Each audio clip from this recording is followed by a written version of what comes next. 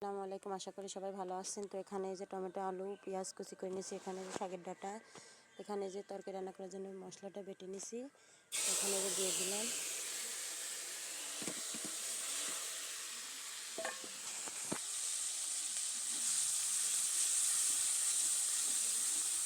মশলাটা নেড়ে চেড়ে ভালো করে ভেজে নিব।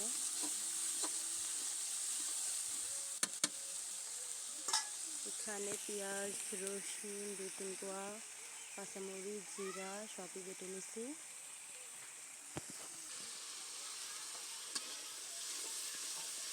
এইভাবে মেলাক্ষণ ধরে মশলাটা ভেজে নিব।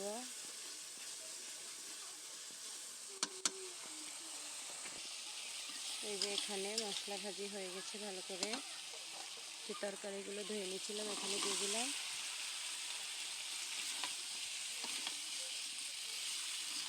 এটা এখন এইভাবে ভালো করে নেড়ে চেড়ে নিব।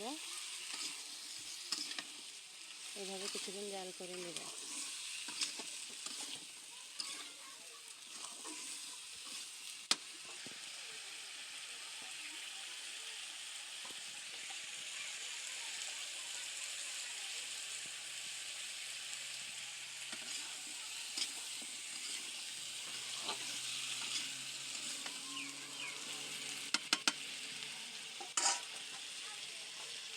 এখানে সামান্য একটু পানি দিয়ে দিব।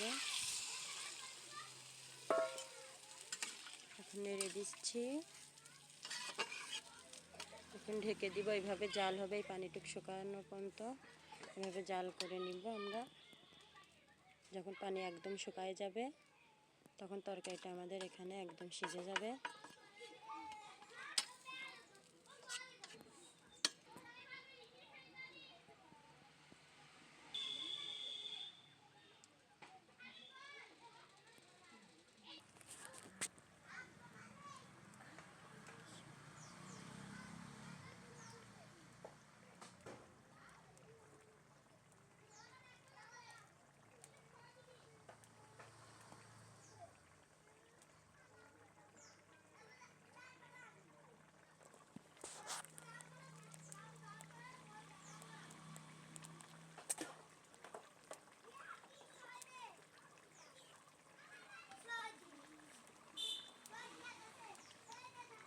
আসবো আমি লাঠি নিয়ে।